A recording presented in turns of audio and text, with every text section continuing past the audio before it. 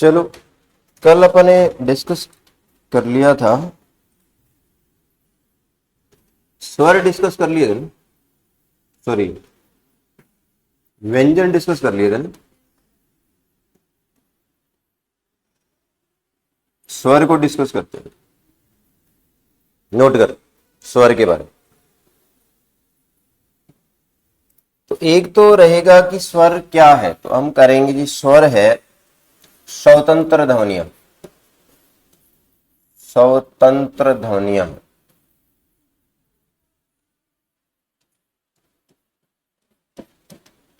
इनका स्वतंत्र उच्चारण। स्वर है कितने, तो आप करोगे स्वर अपन लिख देते ए आ गया, आ गया, ई आ गया, बड़ी ई आ गया, ऊ आ गया, बड़ा ऊ आ गया, री आ गया, ए आ गया, बड़ी ए आ गया, ओ आ गया, बड़ा ओ आ गया, अंग आ गया और ए आ गया। ये सारे स्वर ये लिखे जाते हैं, लिख लो, ये सारे के सारे स्वर लिखे जाते हैं। कल वाला कर लिया था ना, कल वाला समझ में आ गया सारा, ये लिख लो।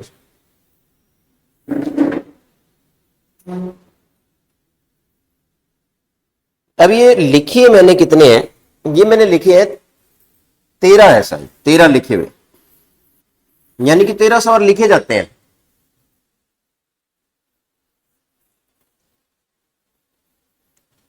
है कितने एक्चुअल में स्वर, 11।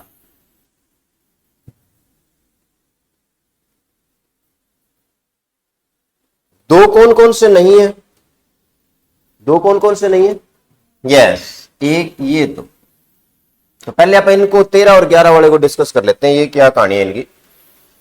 तो ये जो दो है, एक तो आ जाता है अंग और एक आ जाता है अ।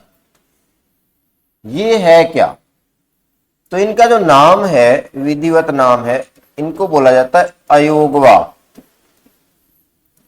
अयोगवा बोला जाता है।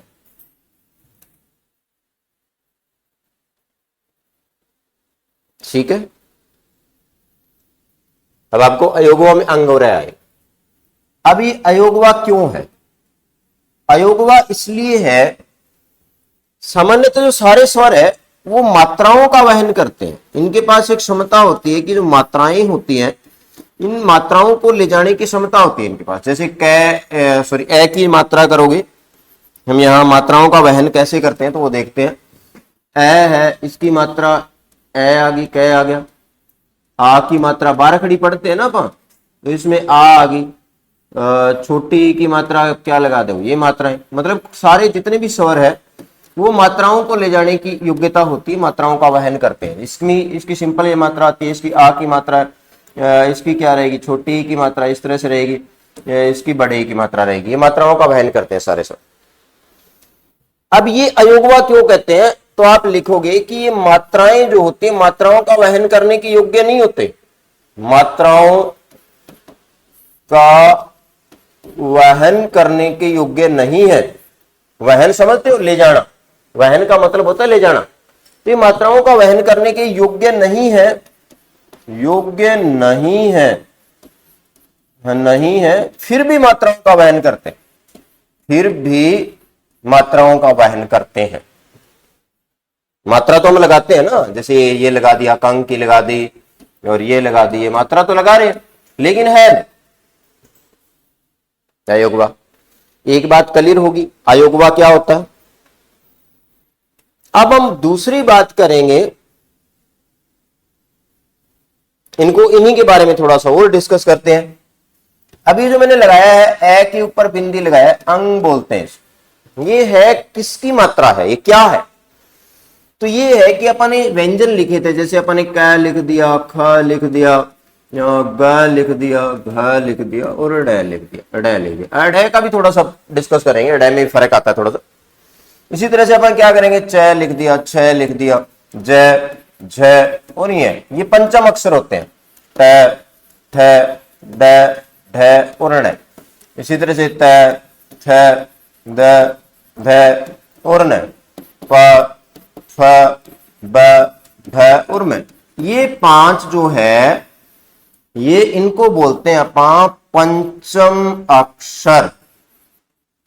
पंचम अक्षर बोलते हैं। स्पर्श व्यंजन का जो 5वां अक्षर होता है पंचम अक्षर बोला जाता है। इस बात समझ में आ गई। अब ये 5वां अक्षर जो होता है दो अक्षरों के अगर बीच में आ जाए, जैसे अपन ने क्या किया, अपन ने लिखना था अंक, लिखना था अंक, अंक ऐसे लिखना था अंक। ये जो लिखा हुआ है ना, अंक लिखा हुआ है, इसको अगर आप मानक रूप में लिखेंगे, मानक रूप में लिखोगे तो ये ऐसे लिखा जाएगा अंक, अंक। ये बात समझ में आई? मतलब कि अगर 5वां अक्षर कभी भी दो अक्षरों के बीच में आता है तो इसकी क्या होती है, बिंदी लग जाती है। और बिंदी की बात यह होती है कि बिंदी जिस अक्षर पे लगी होती है, बिंदी का उच्चारण उस अक्षर के बाद में होता है। ठीक है, समझ में आ गई बात? इन 5वें अक्षर को ये बोलते क्या है, इसको अनुस्वार बोलते हैं अपन। क्या बोलेंगे इसको? अनुस्वार। अनुस्वार ध्वनि होती है, अनुस्वार ध्वनि। अनुस्वार ध्वनि का मतलब होता है कि जिस ध्वनि के उच्चारण में आधी हवा नाक से निकलती हो उसको अनुस्वार बोलते हैं अपन। अब अगर आप ये अंक वर्ड है ना, अंक, इसको नाक को बंद करके बोल के देखो, बोल पाओगे? नाक बंद कर लो, अंक बोल के देखो, अंक। हमारा है ना प्रेशर, बोल के देखो, नाक बंद करके ऐसे बोलोगे ना तो अंक बोला ही नहीं जाएगा, क्योंकि आधी हवा नाक से निकलती है। जिन ध्वनियों के उच्चारण में आधी हवा नाक से निकलती है वो ध्वनियां अनुस्वार होती है। 5वें अक्षर की सारे जो 5वें अक्षर है सभी अनुस्वार है, ये सारे अनुस्वार है और इनकी लगती है बिंदी। ठीक है, कहानी समझ में आ गई? अब हमने देखना है कि ये जो बिंदी किस अक्षर की है। जैसे मैंने अक्षर लिख दिया यहां पर, ये तो अंक तो लिख दिया, ठीक है। अब आपको देखना ये है कि जैसे वर्ड लिख दिया मैंने पंच, अब आप इसको जैसे मैंने लिखा था वैसे लिख के दिखाओ, आप कॉपी पे लिखो आप इसको। ये कौन सा अक्षर आएगा इसके बीच में? ये जो अक्षर लिखा है इसके बीच में अक्षर कौन सा आएगा?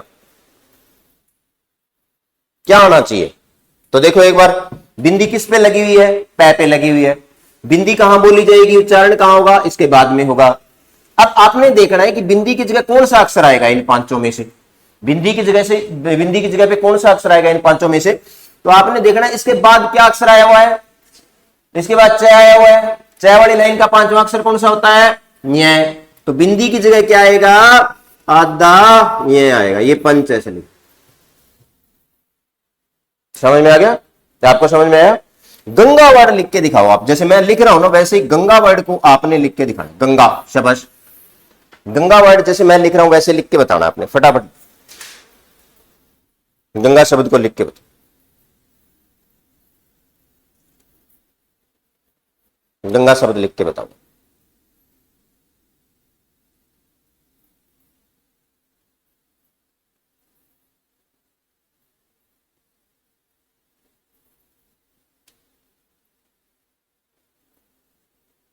लिख दिया? देखो एक मिनट, बिंदी किस पे लगी हुई है? गै पे लगी हुई, यहां बोली जाएगी। अब इसके बाद में कौन सा अक्षर आ रहा है? गै। गै वाली लाइन का 5वां अक्षर कौन सा होता है? ये डे। अब देखो गंगा लिखोगे कैसे? गंगा, ये लिखा जाएगा और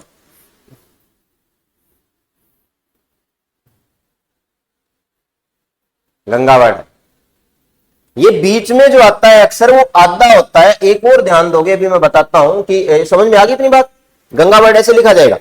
अब आप कहोगे जी बीच में ये तो था आधा, ये आधा होता है, ये आधा था और अपन इसको पूरा लिख दिया। जैसे अपन कोई आधा अक्षर है तो आधे अक्षर को लिखते हैं तो ऊपर लिखा जाता है। जैसे पै के पैर में रह। अब ये जो शब्द लिखा है पै, इसमें है क्या? पै क्या है? आधा है और रे पूरा है, ऐसा होता है पै। जो आधा अक्षर होता है वो हमेशा ऊपर आता है, पै, और इसके पैर में अपना रे लगा दिया तो प्रे बन। समझ में आ गई बात? इसी तरीके से यहां पर जो आधा अक्षर है वो पूरा लिखा जाता है अगर आप उसको पूरा लिख। ठीक है, बात समझ में आ गई? गंगा वर्ड लग गया, पंच आ गया, गंगा आ गया। मतलब ये 5वें अक्षर का आपको पता लगे, पानी का पता लगे। ये पानी नहीं पता लगी, क्या करें? इसके नीचे डंडी नहीं लगाई मैंने। ओके, इसके नीचे डंडी इसलिए नहीं लगाई रहे कि अगर आप गंगा ऐसे लिखोगे ना, गंगा, तो डंडी लगी। अब ये डंडी की जगह पे मैंने ये गै नीचे लगा दिया, इसके नीचे लगा दिया। ये इस तरह टेक्निकली ऐसे लिखा जाता है। जैसे अपन ने क्या लिखा था, अंक वर्ड लिखा था ना, अंक, अंक, तो अंक में कै कबूतर के 5वां अक्षर आएगा, तो अंक को आप क्या करोगे, ऐसे लिख देंगे आप इसको। ये डंडी की जगह पे ये आ, ऐसे लिखा मिलेगा आपको। हो सकता है कि एग्जामिनर इस तरह का कोई लिखा दे दे, तो ऐसे ऐसे भी लिखा आ सकता है। वैसे अगर इसको लिखोगे, डंडी लगानी हो, तो बीच में आधा अक्षर के लिए हम ये डंडी लगाते हैं, अंक ऐसे लिख, ठीक है। अब इसको आप लिखोगे तो इसको ऐसे भी लिख सकते हो, ऊपर बिंदी अनुस्वार के रूप में भी लिख सकते हो, ठीक है। कहानी समझ में आ गई। तो अपन ने क्या कर रहे थे, 5वें अक्षर की बात कर रहे थे। जो अंग होता है ना, ए के ऊपर जो बिंदी लगती है, सभी 5वें अक्षर, इन पांचों के लिए यही लगता है। इन पांच जो साउंड है ना, पांचों साउंड के लिए, पांचों ध्वनियों के लिए यही अक्षर लिखा जाता है, बिंदी आ जाती है ऊपर पांचों के लिए।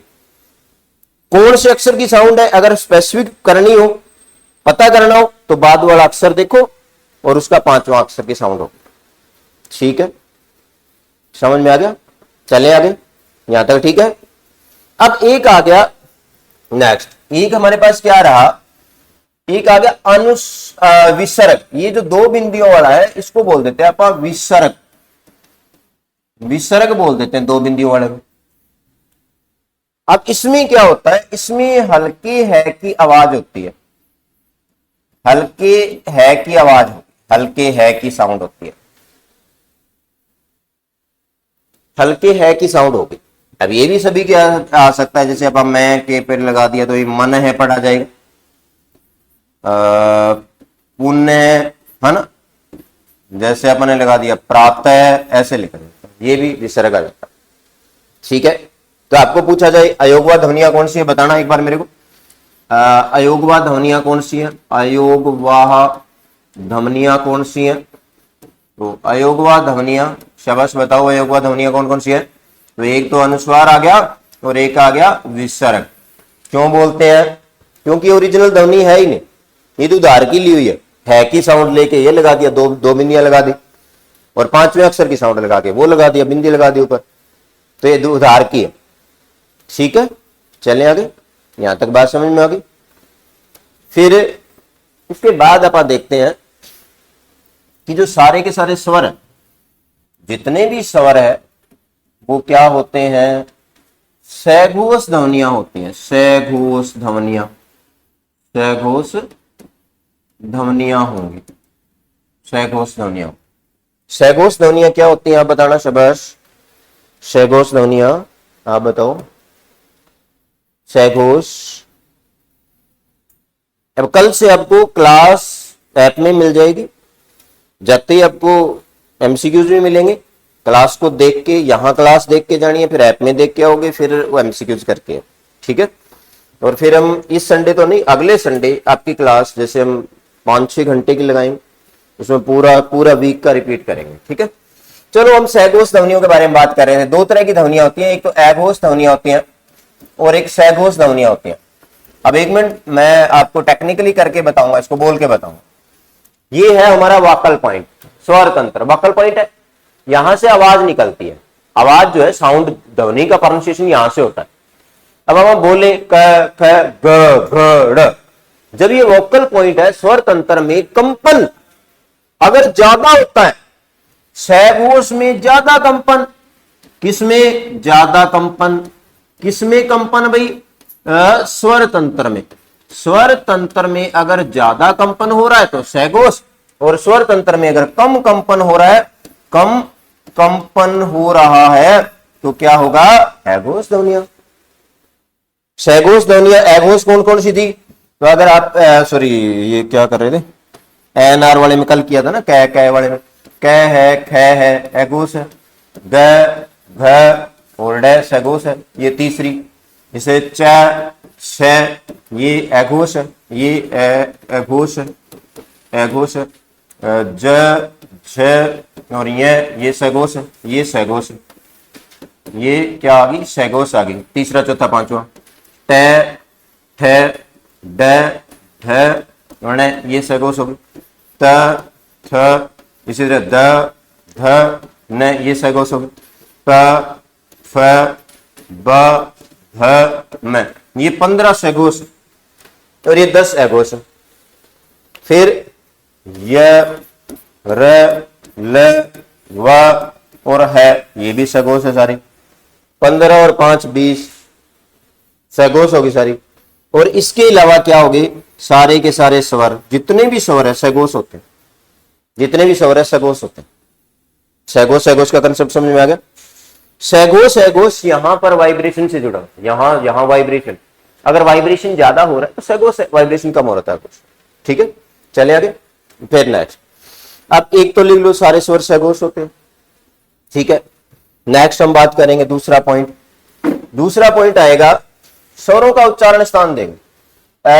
ये तो सोखा से ही, ज्यादा बड़ी बात नहीं। ए और आ का उच्चारण स्थान अलग होता है, ई का उच्चारण स्थान अलग होगा, ऊ का उच्चारण स्थान अलग होता है, री का उच्चारण स्थान अलग है, ए और ए का उच्चारण स्थान अलग है।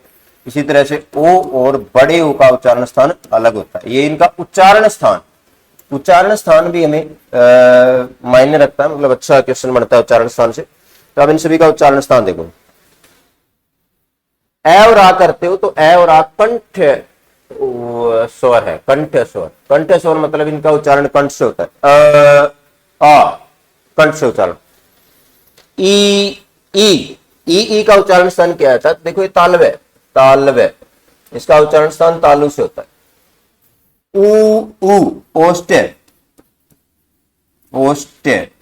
ओष्टे होठों से उच्चारण, याद रह जाएंगे, ठीक है। फिर री करोगे तो री आ जाता है मूर्धन्य। अब मूर्धन्य पूछूंगा मैं क्या होता है, री क्या आएगा, मूर्धन्य आएगा। मूर्धन्य का मतलब लिख लो मसूड़ों से उच्चारण होगा, मसूड़े। री बोला जाएगा, री, ठीक है। तो री मूर्धन्य आ जाएगा। ए और ए जो है वो कंठ और तालु से उच्चारण होता है। ए का उच्चारण होगा कंठ प्लस तालु से, ओके। और ओ का उच्चारण स्थान होगा कंठ प्लस ओष्ठ। ये क्या होगा, इसको बोलते हैं अपन कंठ प्लस ओष्ठ, ठीक है, कंठ प्लस ओष्ठ। ये इनका हो गया उच्चारण स्थान, स्वर, सारे स्वर का उच्चारण।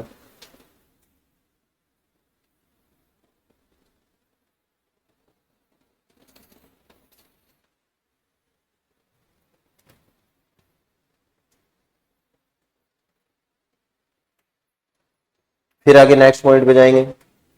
फिर एक स्वर के प्रकार आ जाते हैं हमारे पास। एक तो आता है हर्स्व स्वर, एक आता है दीर्घ स्वर, और एक आता है प्लुत स्वर। हर्स्व स्वर को हम मूल स्वर भी बोल देते हैं, मूल स्वर भी बोल देते हैं। कौन कौन से होते हैं, आ, छोटी ई, छोटा ऊ और री ऋषि वाला, ये हर्स्व स्वर है। हर्स्व स्वर की मात्रा काउंट करोगे तो मात्रा 1 होती है, और इनके उच्चारण में जब इनका उच्चारण किया जाता है तो बहुत कम समय लगता है, बहुत कम समय लगेगा उच्चारण, ठीक है।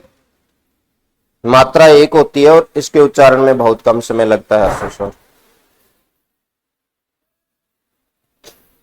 जो दीर्घ स्वर होते हैं वो हर्स्व स्वर से मिलके बनते हैं, इसकी डबल मात्रा होती है। आ हो गया, बड़ी हो गया, बड़ा ऊ हो गया, ए हो गया, बड़ी ए हो गया, ओ हो गया और बड़ा ओ हो गया। ये सारे के सारे दीर्घ स्वर होते हैं, सारे के सारे दीर्घ स्वर।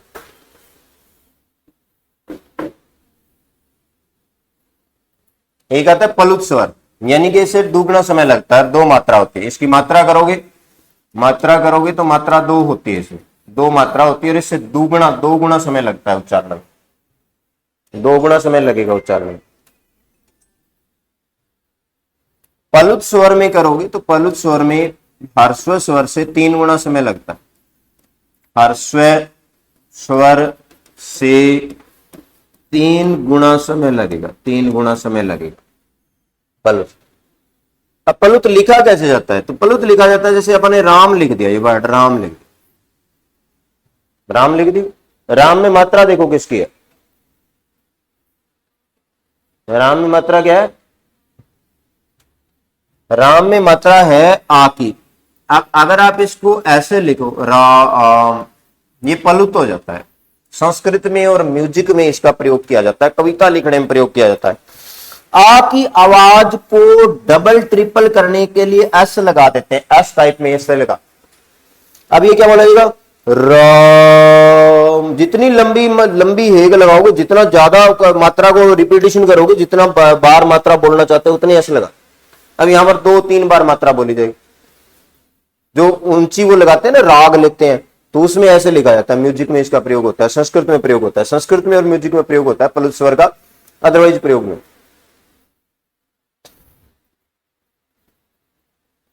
ठीक है, समझ में आ गया? चले आगे। फिर एक और आ जाता है स्वर में, एक करोगे आप विवृत स्वर। विवृत स्वर एक होते हैं संवृत स्वर, संवृत स्वर। अभी जो विवृत और संवृत, एक होता है अर्ध विवृत, अर्ध विवृत, एक आता है अर्ध संवृत। ठीक है, विवृत का मतलब होता है ओपन, ओपन होता है। संवृत का मतलब होता है क्लोज। कैसे ओपन और क्लोज? देखो, जब आप बोलते हैं, उच्चारण करते हैं, तो क्या होता है, हमारे मुंह का जो दोनों जबड़े हैं, वो दोनों जबड़ों का सिस्टम क्या होता है, या तो जबड़े ऐसे खुलते हैं ऊपर की ओर या बंद होते हैं। जैसे अपन ने क्या किया, जैसे आ करो, आ बोलेंगे ना, तो आ में जबड़े बंद है और जबड़े बाहर की ओर खुल रहे हैं। ठीक है, तो आ क्या होता है? ओपन। आ क्या है? ओपन। आ क्या है? विवृत है। कई स्वर ऐसे हैं जिसके उच्चारण में क्या करते हैं, मुंह खुला होता है और उसको बंद करने से साउंड क्रिएट होती है। ठीक है, तो विवृत लिखो। विवृत में क्या आएगा? जो विवृत है वो होता है आ विवृत होता है। आ में मुंह खोला जाता है। ठीक है, अविवृत आ जाएगा। संवृत आ जाएगा ई, उ और उ, ये संवृत होते हैं, संवृत।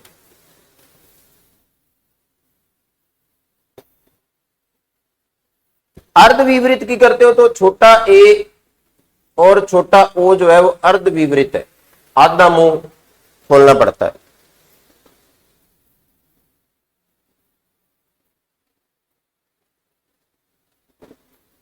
नहीं, बड़ी ए और बड़ा ओ आएगा अर्ध विवृत। ए और ओ जो है वो अर्ध संवृत में आते हैं। ये बड़ी ए और बड़ा ओ है, बड़ी ए और बड़ा ओ। अर्ध संवृत छोटा ए जो है वो अर्ध संवृत होता है, और छोटा ओ है वो भी अर्ध संवृत होता है।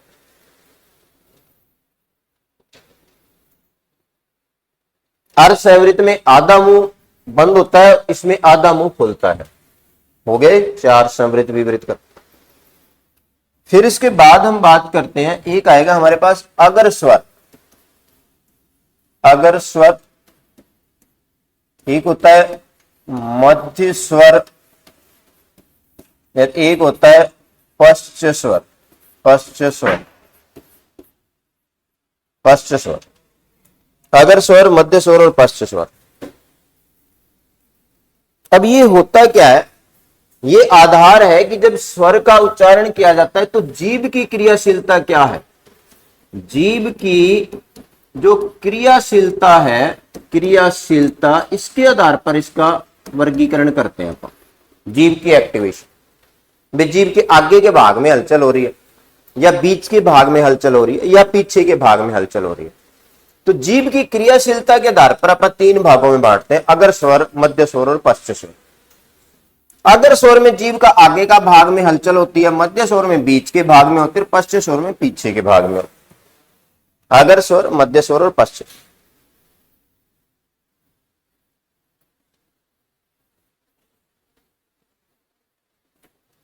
ई और ए, ई ए और ए अगर स्वर होते हैं जीभ के आगे के भाग में, ई ए आगे के भाग में क्रियाशीलता होती है। जो मध्य स्वर होता है उसमें जीभ के बीच के भाग में क्रियाशीलता होती है। बाकी जो बच के सारे पश्च स्वर होते हैं, जैसे कि आ गया आ गया, एक ये इंग्लिश से स्वर लिखते हैं अपन, आ ये आ गया, फिर क्या आ गया, ऊ आ गया, एक बड़ा ऊ आ गया, एक ओ आ गया, और एक क्या आ गया, बड़ा ओ आ गया। ये सारे के सारे पश्च स्वर।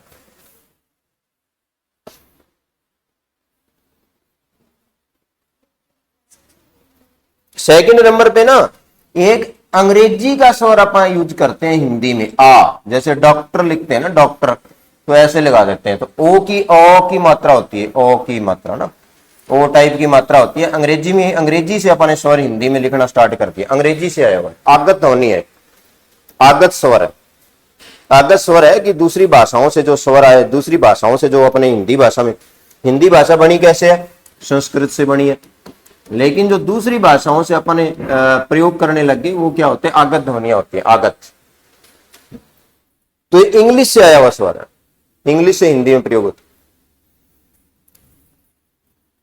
है। एक लिखोगे आप वृत्तामुखी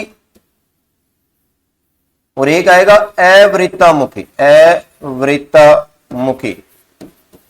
ये क्या होता है, होठों की गोलाई बनती है, होठों की गोलाई के आधार पर होगा।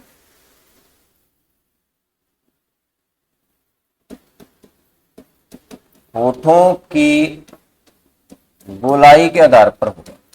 जहां होठों की गोलाई बनती है वृत्तामुखी होता है, गोलाई नहीं बनती है वृत्तामुखी होती है। गोल गोल उठ जाते हैं जब बोलते हैं ना, तो गोल गोल हो जाते हैं वृत्तामुखी। जैसे ऊ और ओ वृत्तामुखी है, ऊ और ओ, तो ये क्या होते हैं, वृत्तामुखी है। ऊ ओ और ओ, ये क्या होते हैं, वृत्तामुखी है। बाकी सारे अवृत्तामुखी है। आ गोल नहीं बन रहे ना, ई बड़ी, ए बड़ी, ये सारे अवृत्तामुखी। ठीक है, तो ये अपन स्वर सारे कर लिए, व्यंजन भी सारे कर लिए। कल अपन संधि के बारे में डिस्कस करें।